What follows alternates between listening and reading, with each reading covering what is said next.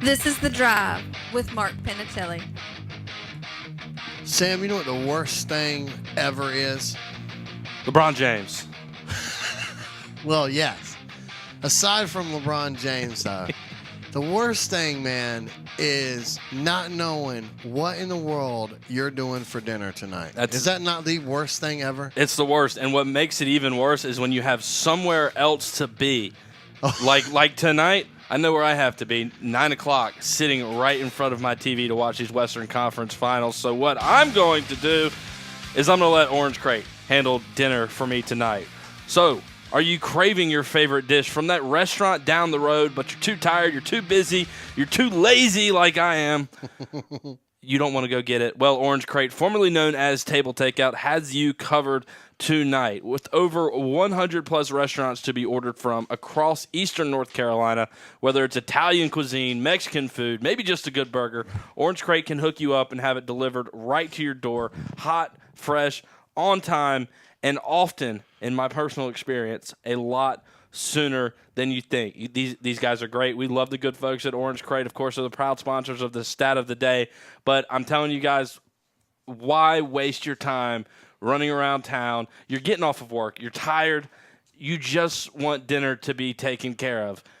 Orange Crate makes that happen. It's very easy. Go right to their website, myorangecrate.com. You can even download the Orange Crate app. Scroll through the many options. Pick out the menu items that you want, whatever you want. I mean, I'm not kidding when I tell you over 100 plus restaurants across eastern North Carolina that you have access to right at your fingertips. So download convenience today. Go to myorangecrate.com or download the Orange Crate app. And as I mentioned, proud sponsors of the Orange Crate Stat of the Day. Take that for data. Well, you mentioned the Western Conference Finals are tonight. 9 o'clock tip, NBA Countdown tonight here on 252 ESPN Radio at 8 o'clock.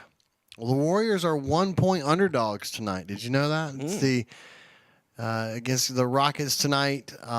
This was as of Sunday night. The Warriors have never been underdogs in a game in which Kevin Durant and Steph Curry both played. So that is interesting in itself. Third all-time meeting in postseason history between the Warriors and the Rockets. The Warriors won both of the previous instances in 5 games. It was the 2015 Conference Finals and the 2016 first round. The Warriors are trying to become just the 5th team. This would be along with the Cavaliers in NBA history to reach the finals for 4 straight seasons. And only one Western Conference team has done it. You want to take a guess? One Western Conference team. I'm going to say the Warriors. The Lakers. 82 through 85. Steph Curry.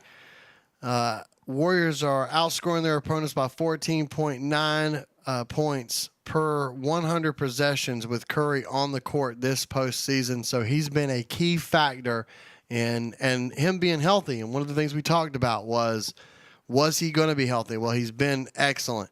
We also, James Harden, 28.5 points per game this postseason. It's the 4th best in the NBA. He's had 4 30-point games this season, 2nd most in the NBA in this postseason. LeBron James has 6. But that's kind of your setup tonight. Rockets hosting the Warriors tonight. 9 p.m. tip, 8 o'clock tonight, NBA Countdown. Your radio home for the NBA playoffs, the NBA Finals, 252 ESPN Radio. Take that for data. The Houston Astros continue to be very good at baseball. They're sitting at 26-16, firmly atop the AL West. I say firmly atop. They're right there. Just one game ahead of the Angels. But when you try to put together a team and you compare yourself to the rest of the league, let's take the American League, for example, and let's take your pitching staff if you're the Houston Astros. The main statistic we care about when it comes to pitchers is ERA, right? What is your earned run average? It basically just gives you a feel for how many points your pitcher is going to be allowing every time he steps up onto the mound. So when you look across the league and you're assembling a team, normally you would probably like to have, if you say you look at the top 5 pitchers and the lowest ERAs in the American League, you want to see probably one of your guys up there upon that list. If you look at the Houston Astros, their top 3 pitchers, Justin Verlander, Garrett Cole, and Charlie Morton, have a 1.21, 1.43, and 2.03 ERA. Those are the top 3 ERAs for the Houston Astros. What's so dominant about the Houston Astros and why they are so incredibly poised for another World Series run is because if you expand that top list of top ERAs in the entire American League, the top 1, 2, and 3 mark for the American League matches that of the 1, 2, and 3 mark of the Houston Astros. Verlander, Garrett Cole, and Charlie Morton boast the 3 lowest ERAs in the American League. If more than half of your rotation is in the top 3 of ERA in the entire American League, everybody else is in for a bad time. Wow. Go Stros. I'm becoming a Stros fan, man. I call them the Stros now. We're tight like that. So, the stat that didn't make it for me today, that, the Capitals have a 2-0 lead in the Eastern Conference Finals, the Stanley Cup playoffs. I don't know, because I know you don't watch it, but you have been aware of the Washington sports curse. And the Capitals have now a 2-0 lead over the Tampa Bay Lightning.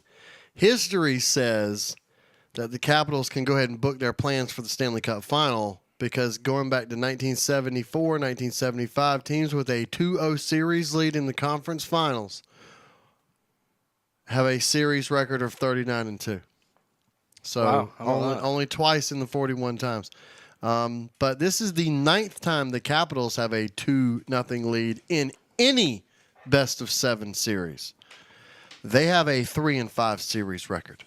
I'll tell you, man, I'm rooting for the Capitals, and I'm so behind this Capitals team, and I'm cheering for them so hard to make to the Stanley Cup Finals, so then I can continue to not watch them and not care about them in the Stanley Cup Finals.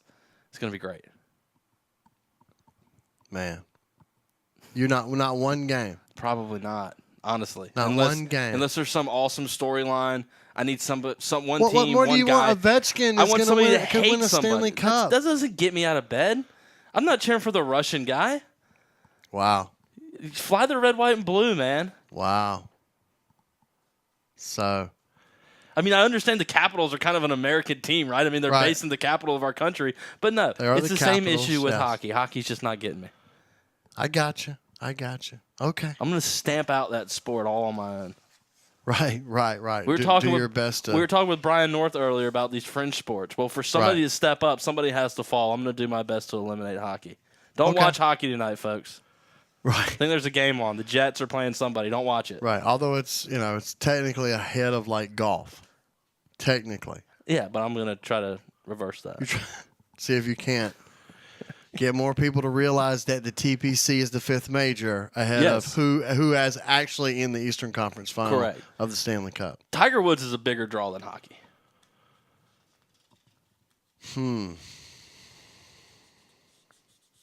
It's an interesting question.